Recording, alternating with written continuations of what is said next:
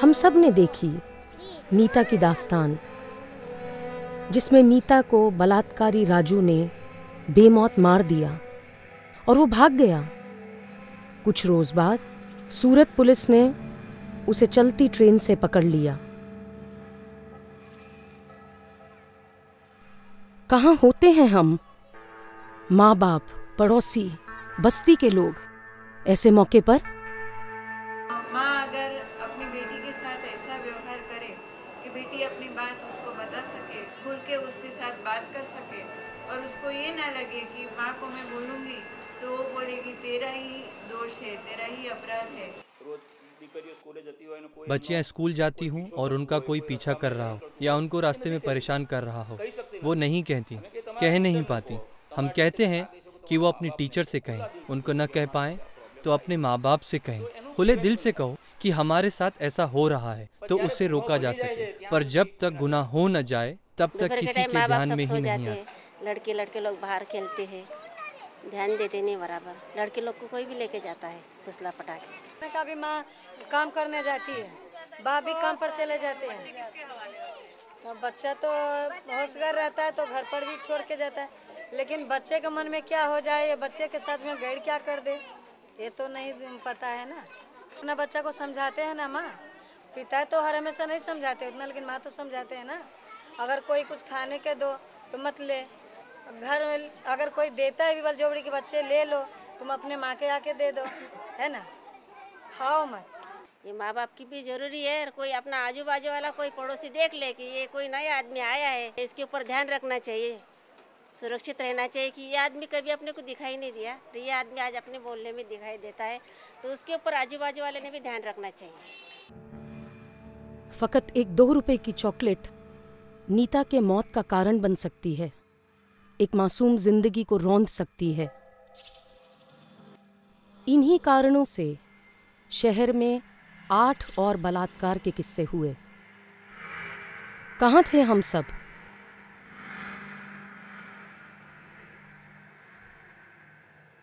क्या हम नीता को बचा सकते थे?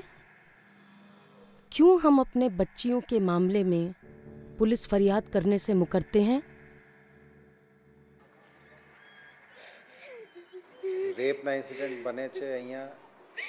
बलात्कार की घटनाएं यहाँ घटती हैं, दूसरी जगहों पर भी घटती हैं। मेरे अनुसार ऐसी एक भी घटना नहीं घटनी चाहिए, क्योंकि ऐसी एक भी घटना हमारे लिए बुरी बात है। और उसके लिए हमारे पुलिस ऑफिसर और जवानों को जागृत किया गया है, ताकि ऐसे किस्सों में असरदार और तुरंत कार्रवाई हो। ऐसे किस्से आखिर बनते क्यों हैं? छोटी बच्चियों पर बलात्कार की घटनाओं में तो ज्यादातर रिश्तेदार और संबंधियों की तरफ से ही होता है, खास करके पड़ोस में रहने वाले। छोटे बच्चे उन्हीं पर भरोसा करते हैं जिन्हें वो रोज मिलते हैं। कुछ माँ बाप ऐसे भी हैं जो अपनी बच्ची को स्कूल में पढ़ने नहीं भेजते। ऐसी बच्चियाँ बाहर घूमती हैं और आसपास में रहने वाले कुछ पुरुष उन्हें देखकर मन में विकार लाते हैं।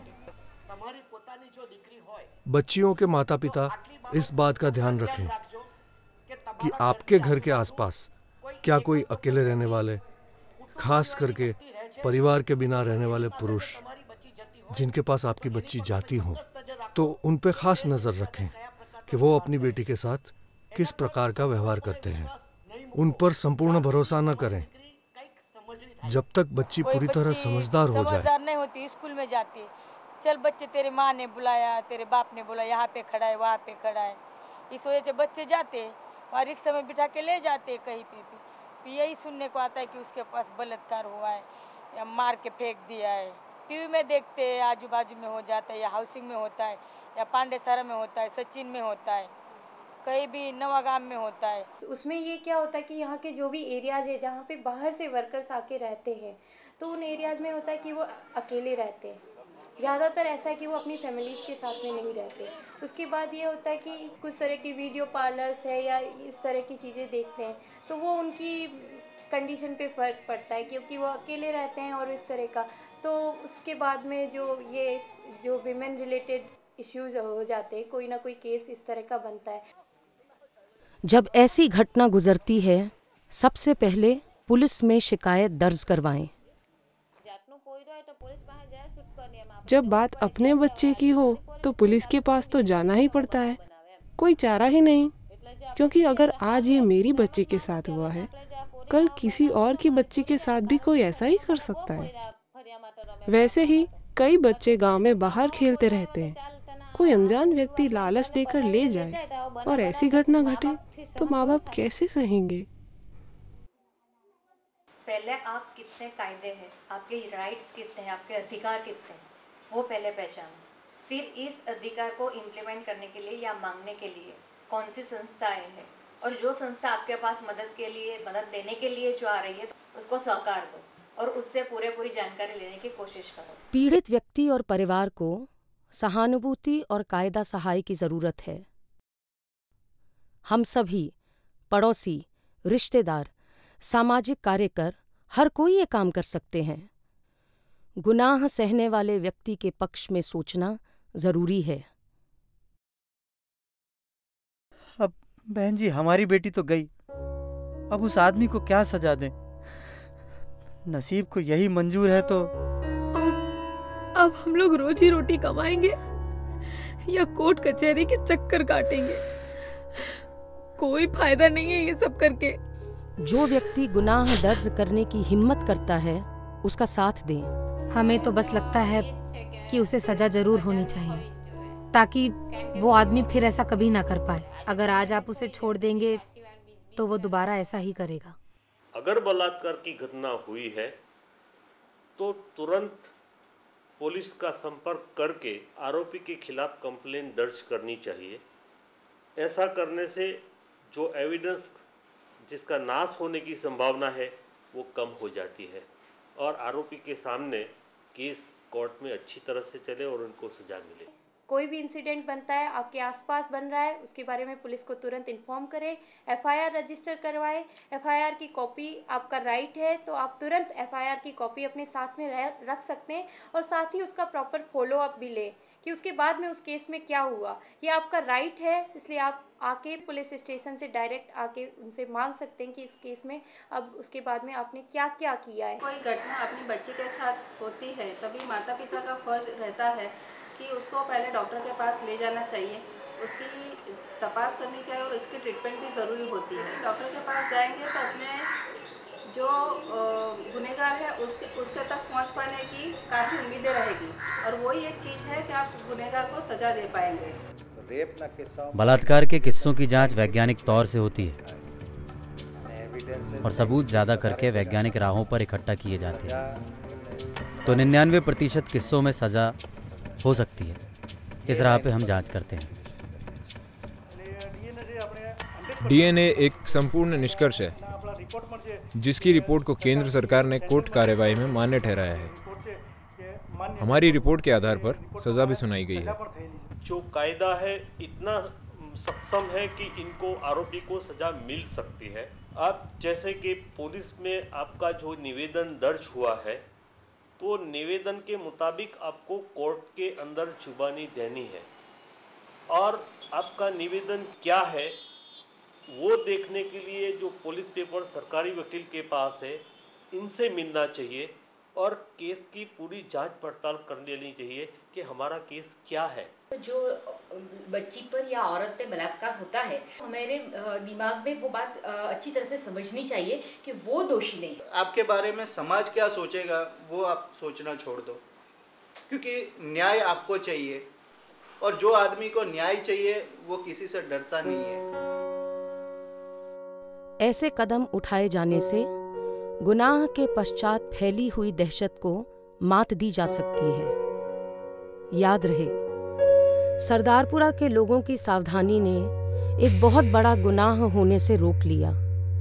ये हम सब के लिए एक मिसाल कायम करता है।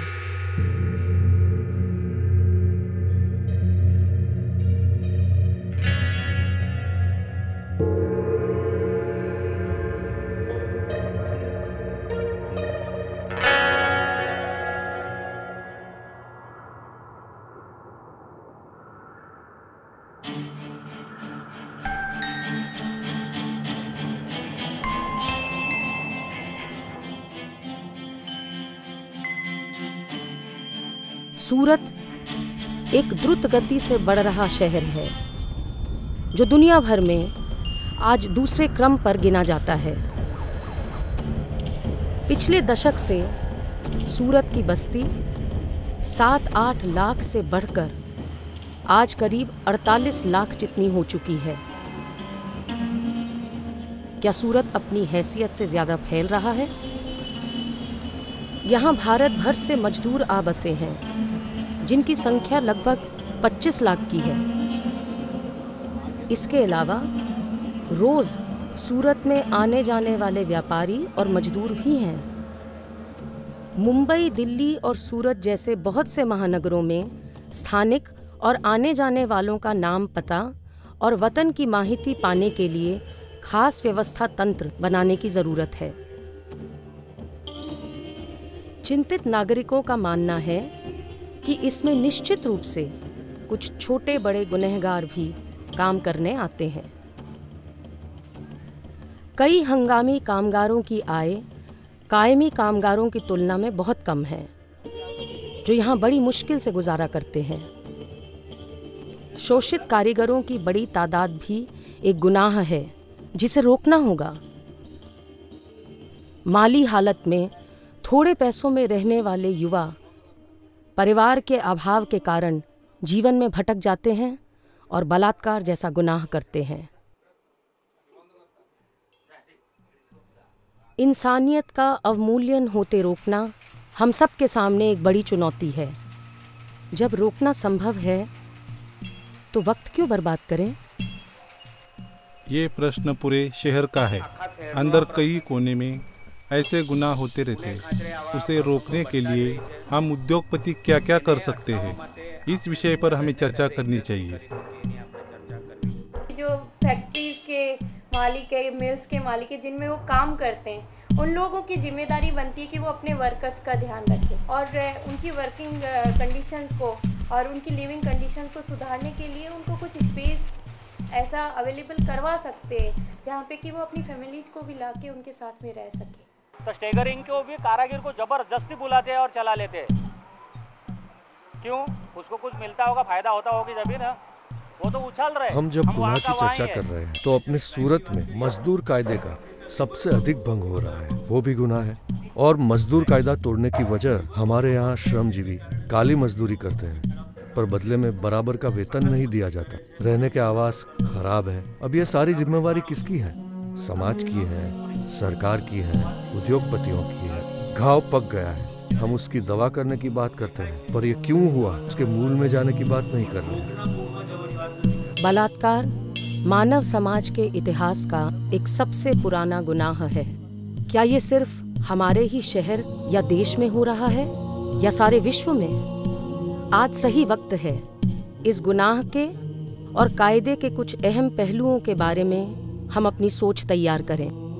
बलात्कार विषय की व्याख्या इंडियन पीनल कोड की कलम 375 में दी गई है। इस गुनाह की सजा के लिए कलम 376 है। बलात्कार किसे कहा जाए उसे 4-5 पीटा विभागों में समझाया गया है। 1. व्यक्ति की इच्छा के खिलाफ। 2. व्यक्ति की सम्मति के विरुद्ध। 3. उसे डरा धमकाकर, फुसलाकर सम्मति प्राप्त की गई हो तब। 4. जब उसे गलत वचन देकर शारीरिक संभोग किया जाए जिसमें पुरुष ये जानता हो कि वो उसका पति नहीं है, जबकि स्त्री को ऐसा महसूस करवाया गया हो कि वो उसका पति ही है। ऐसे किस्सों में और अंत में 16 साल से कम उम्र की लड़की की मंजूरी हो या ना हो। गुनाह करने वालों को दी गई सजा समाज में मिसाल कायम कर सकती है, जिससे कायदा, न्याय और प्रशासन पर लोगों का विश्वास बना रहे।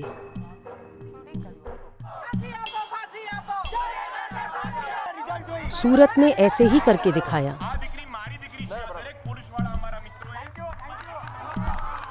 पिछले दिनों 2 घटनाएं ऐसी हुई जिसमें सामने वाले, गुनाह करने वाले खुद बहुत वकदार पुलिस के अपने लड़के होने के बावजूद भी सूरत की प्रजा ने एक साथ इसको ये समझ कर कि जिस लड़की के साथ ये घटना हो, ये पूरे सूरत की, पूरे समाज की लड़की है और इतनी जागृति सूरत के लोगों में आ गई, सबने मिल कर इसका जब उन्होंने आवाज़ उठाई तो उन सबको सजा हुई। बलात्कार के सामने हम लड़त कब शुरू करेंगे?